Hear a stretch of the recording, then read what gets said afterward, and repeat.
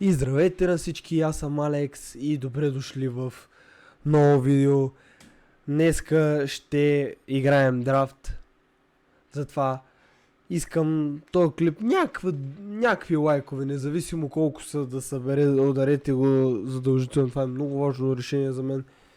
За да има по-често драфтове, да направим още един в други ден или другата седмица, примерно, така нататък. За да видя, че ви харесва това и за да продължаваме да го правим. Също така мога да се абонирате преди да сме започнали, всичко малко отпред назад започнах, да се абонирате и да оставите по един коментар. Както всички социални мрежи са в описанието, така че може да отидете да ги разгледате, да ме последвате, за да се видите всичко, което се случва около мен. Предния път отваряхме паковете.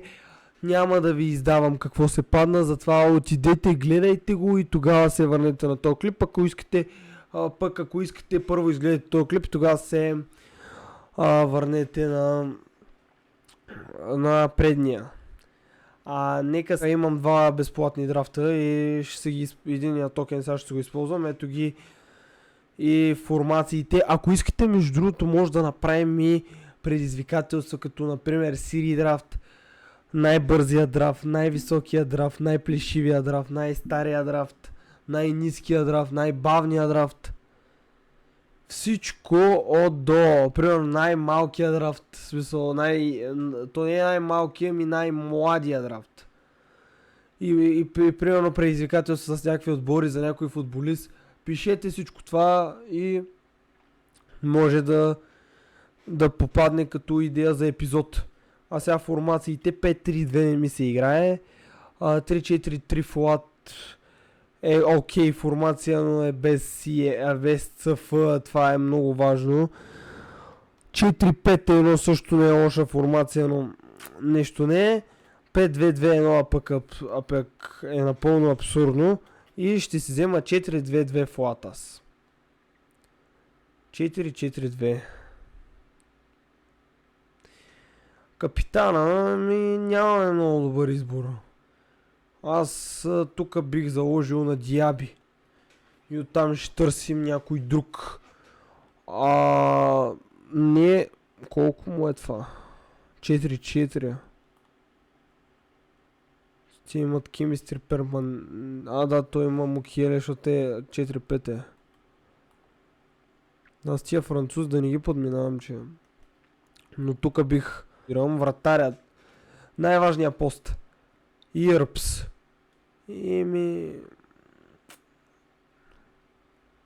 Тер Стеген. Също се връзва. Аз тук взимам Ирпс. Това не е, защото е от Манчестър Юнайтед, защото е Team of the Year карта. Бирам аз Родриго де Пол като мой избор. Като мой избор да прозвучам. В смисъл като мое решение. Робърт Пирес, той може да играе LM, RM, към и LW. Гарначо, тук... Той има и по-добри карти, затова се чудя. 5-4... Не, взимам Пирес тук. Двамата централни нападатели сега. Сигурност... Да. Само да видя и Клозе пак. 5-4. 4-5. Пайор. Смит. Не. Иан Райт е моето решение. Тук и другия нападател. Бъни Шоу или Сам К. Сам Кер. Аз тук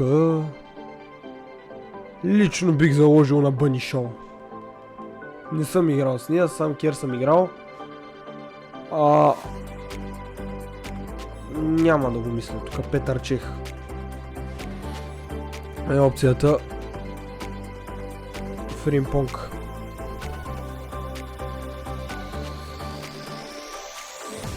Пасено.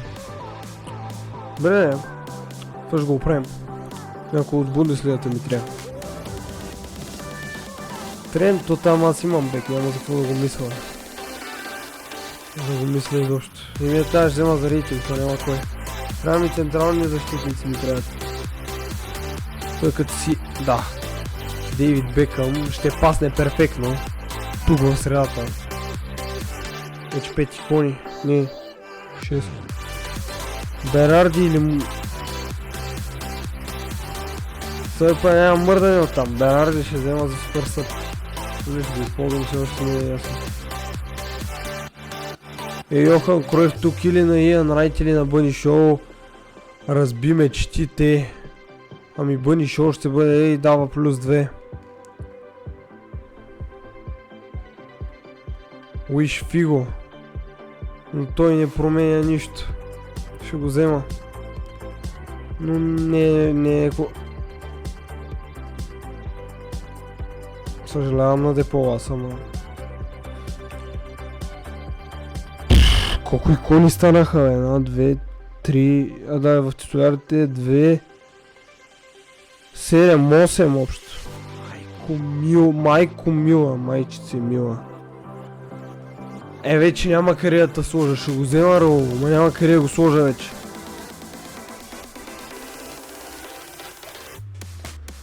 Добре, сега Сон, каква позиция да му мъдря, че е да ми... Много лесен отговор на въпроса има. Може би Робърт Пирес няма да се появи на игрището, защото искам със Сон да играя... Сега, не, аз тук ще вземам Меси, не ме интересува. Меси ще играе, ще го вместя по някакъв начин. Някой като се умори, веднага го пускам. Сега не... Лав. И не се падна централен защитник. Това е. Това е. Един централен защитник, не ми се падна. Ще го мъчим. Какво да правя? Какво да правя? Ще го мъчиме. Пеп. Ами абсолютно. Никак не е лош драфт, между другото. Доста... Играта току-що намери опонент. Нека да видим. Отбора Чех. Кафу, Неста, Фердинанд, Кансел, Обердорф, Киеза, Бранд, Кьосто, Шоу, Кройф. Имаме шанс.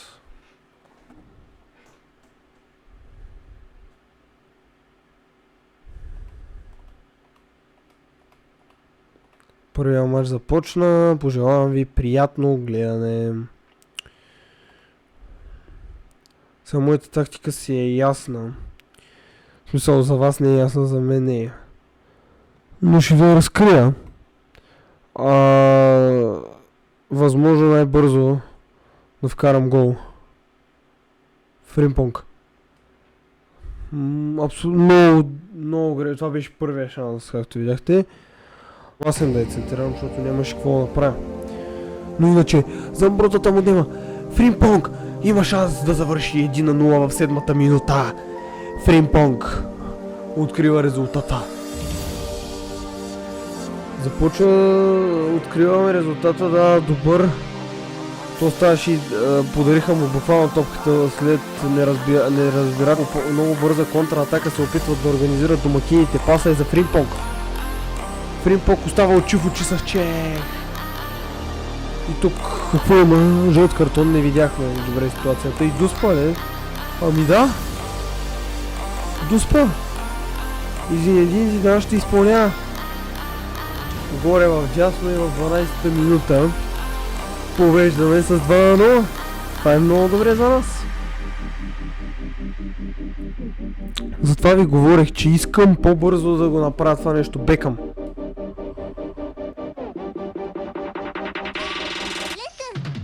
Кройф.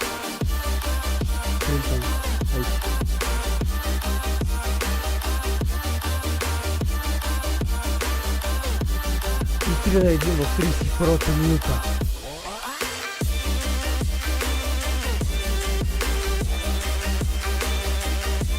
Добре, да тази игра може да ти го върне много високо. Зидан. 4 в 34-та минута. Много добре се развива този бой за момента за нас. Изключително добре. Отбора има симбиоза, имат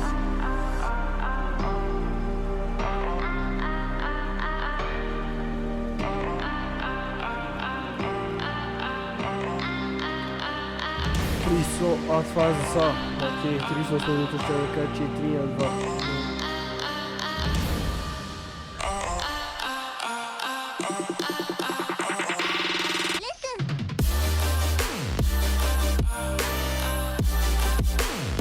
Замброта. Паса е за соло, нокаут ли, той няма и това е по-он близко, който просто приближи се до аутлея, той няма какво да направи, той се разписва. След ме един много добра карта на Сон, даже не ран за Фримпонг. Фримпонг продължава... това е дуспа. Това е дуспа, може би след тази дуспа вече ще излезе.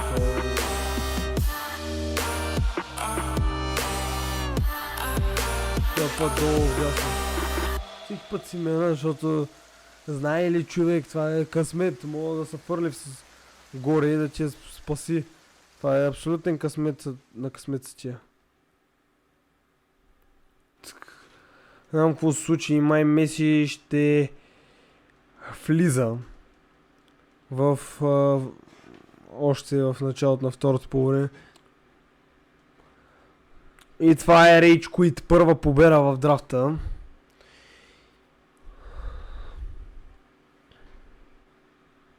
И сега да се мятаме към следващия матч. Вика за ето го втория матч, така опонента. Донорума, Карвахал, Малдини, Варан, Меси, Карлош, Зико, Кройф, Майко. Това ще бъде тежък матч. Това ще бъде тежък матч и ще има смени. Със сигурност хора ще има тук смени. Кройф, изобщо мястото му не е там. Карвахал, Кройф и един много 12 минути. Тежко започва този матч. Аз ви казах, че ще бъде битка. Най-добрите защитници за всички времена, ако не е най-добрия. Петър Чех 3-0, 28-та минута, аз нямам отговор. Нямам отговор. Това матч много е тежко в защита. Това матч грешки от Чех. Много ми е бъгнат геймплея в този двой. Не знам, сега не искам да се оправдам с геймплея. Но ще просто се опаквам и сега ще се може и помогна. И ще се фокусирам. Какво се фокусирам 5-0 в 34-та минута. Не, това че го спорах, ама нищо не става. Защо ли си мисля, че трябваше по-добре да е халфовата линия без играч, колкото аз нямам защитници. И то съдя наистина много се качи. Аз просто нямам отговор, няма какво да направя, хора.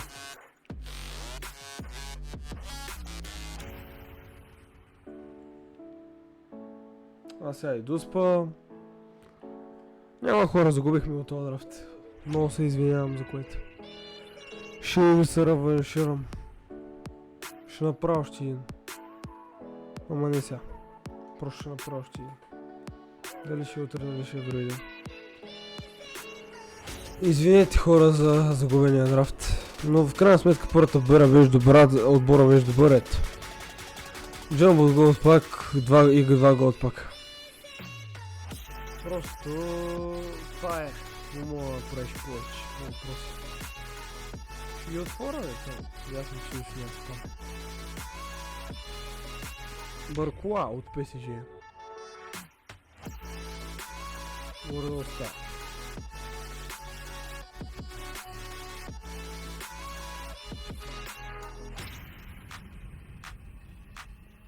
Италия централна нападател, тая някакви.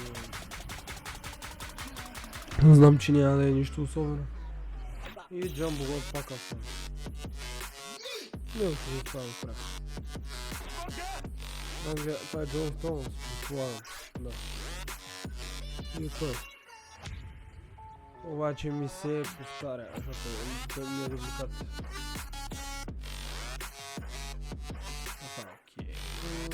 Пак ви се извинявам, тъпо ми стана, защото загубихме драфт.